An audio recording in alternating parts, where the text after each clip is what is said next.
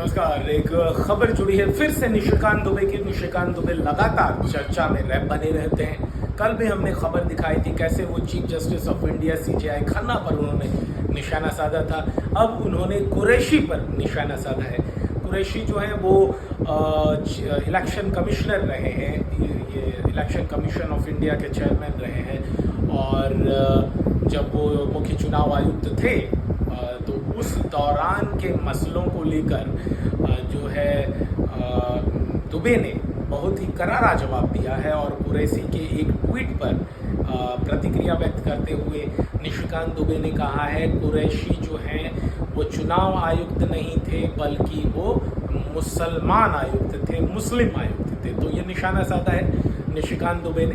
कल ही निशिकांत दुबे ने chief justice of India mister Khanna के खिलाफ अपना मोर्चा खोला था और कहा था कि ये धार्मिक आतंकवाद जहां जो भी हो रहा है देश में फिलहाल उसके लिए चीफ जस्टिस ऑफ इंडिया और सुप्रीम कोर्ट अपेक्स कोर्ट ही जिम्मेदार है। और साथ ही साथ निशिकांत दुबे ने यह भी कहा था कि अगर हर एक विधेयक की व्याख्या करने के अलावे वो सही है या गलत है, मतलब उसको लागू किया जाए या ना किया जाए, इसके लिए हर एक विधेयक अगर सुप्रीम कोर्ट ही जाता रहेगा तो फिर बंद कर दीजिए संसद को, चाहे वो अपर कोर्ट हो, अपर पार्लियामेंट हो या लोअर सदन हो या अपर सदन हो, बंद कर दीजिए।